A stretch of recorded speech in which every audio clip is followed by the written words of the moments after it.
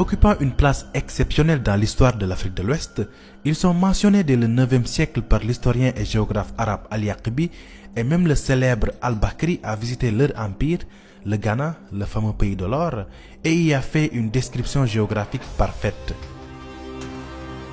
Appelés Saraxolé par les Wolofs ou Maraka par les Bambara, ils se désignent eux-mêmes par le terme de Soninké, et le territoire qu'ils occupent actuellement s'étend sur 800 km d'est en ouest, de la moyenne vallée du Sénégal jusqu'au delta intérieur du Niger.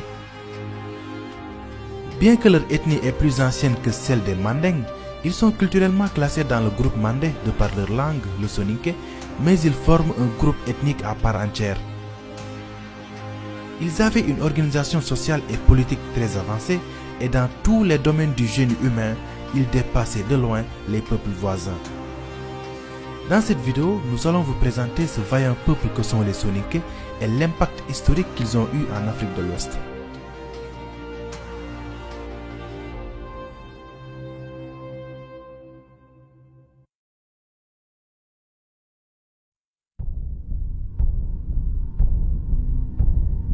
L'historien Abdoulaye Bathily évoque une origine saharienne des Soninké qui auraient migré vers le Sahel au fur et à mesure de l'achèvement du climat au 3e millénaire avant Jésus-Christ.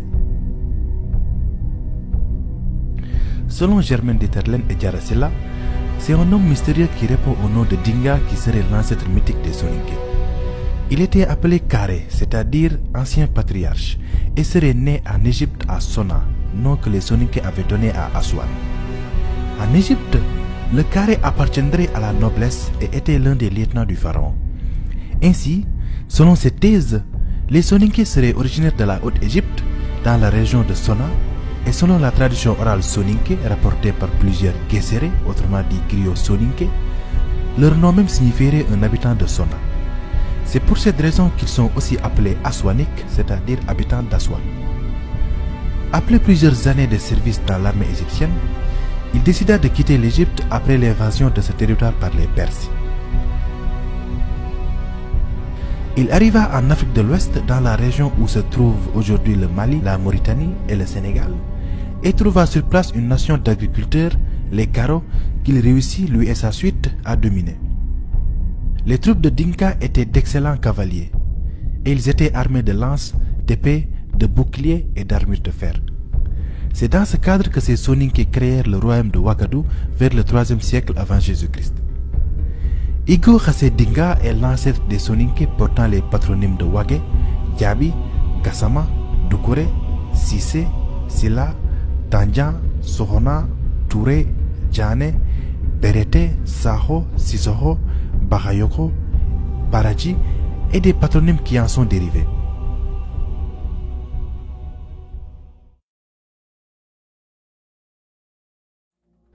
Comme dit plus tôt, le royaume du Ouagadougou qui deviendra l'empire du Ghana aurait été fondé vers le 3e siècle avant Jésus-Christ par une population armée venue de l'Est et conduite par un dénommé Igo Khassé Dinga.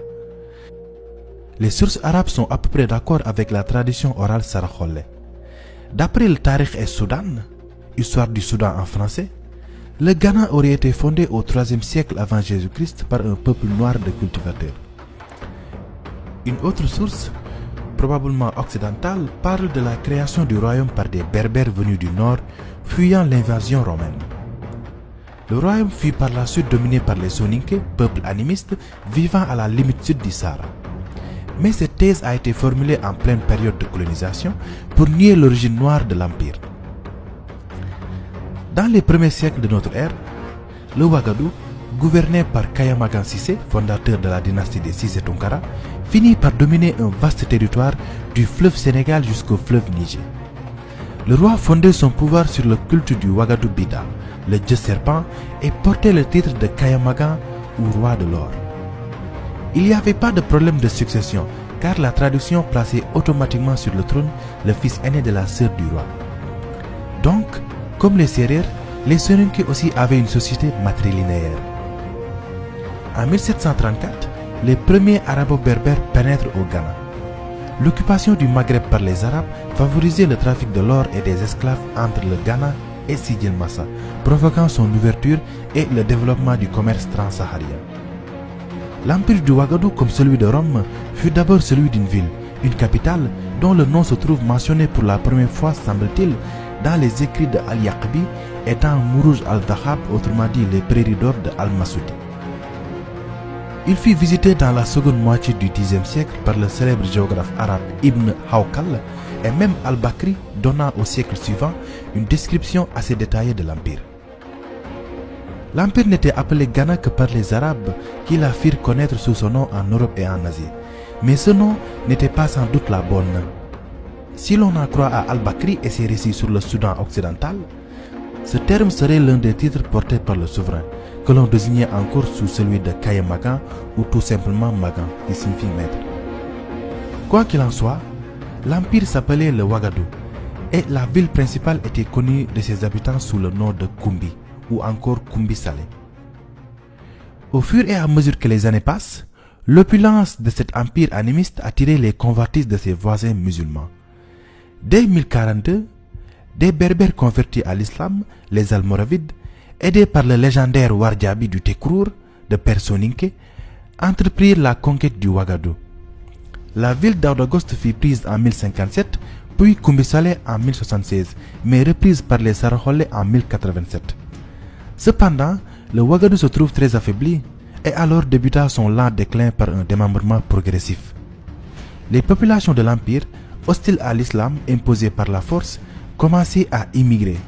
Ceci, additionné à la chasseresse qui avançait vers le sud, rendait le Ghana invivable. Les guerres, la chasseresse, les risques de famine et l'épuisement de l'or collecté avaient contraint les Soninké de l'empire de Ouagadougou, qui peuplaient le Sahel, à émigrer par vagues successives à des époques diverses vers le sud, sur les rives du Sénégal et du Niger, notamment dans la région du Mandé. La nation se dépeuple et ses armées se trouvent donc moins puissantes. Après la chute de l'empire, les Soninké se dispersent dans toute l'Afrique de l'Ouest, donnant ainsi naissance à partir du XIIe siècle à plusieurs sous-ethnies, dont les Bozo, Soninké devenus pêcheurs sur le fleuve Niger. De ce fait, le royaume mandingue de Djara et celui du Soso de Soumankhourou Kanté acquièrent leur indépendance et le vaste empire du Ghana ne se limitait plus qu'à son noyau originel, le petit royaume du Ouagadougou. Plus tard, les Soninké qui avaient remonté le fleuve Sénégal créèrent le Ngalam, ancien royaume qui se trouvait au sud du Fouta Toro et à l'est du Djolof. Le roi portait le titre de Tunka, titre qui était attribué aux princes dans l'empire du Ghana. Ils ont également propagé l'islam, car les Saraholais font partie des premiers en Afrique subsaharienne à être islamisés. C'est à cause de toutes ces migrations que le voyage est une tradition chez les Soninké.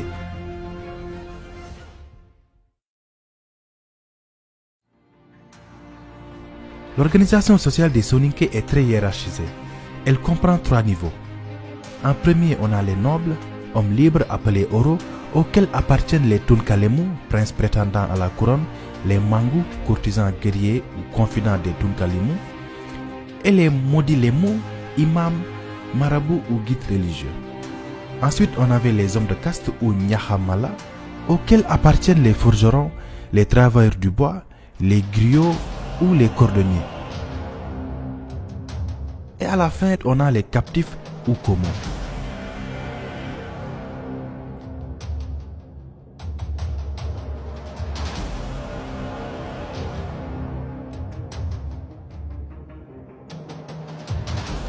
Issu d'une famille soninké du Fouta Toro, Mohamed Silla Touré naquit en 1443 au Fouta Toro dans l'actuel Sénégal. Il fut un lieutenant de l'armée et administrateur pendant le règne de Soni Alibert, l'empereur du Songhai. Gouverneur d'Ombori, il portait le titre de Omborikoy et faisait partie des élites musulmanes opposées à Soni Alibert en raison de la fidélité de ce dernier au vitalisme, c'est-à-dire à l'animisme. En 1492, Soni Alibert mourut noyé dans un torrent en faisant une expédition en pays gourmand au sud de l'Empire.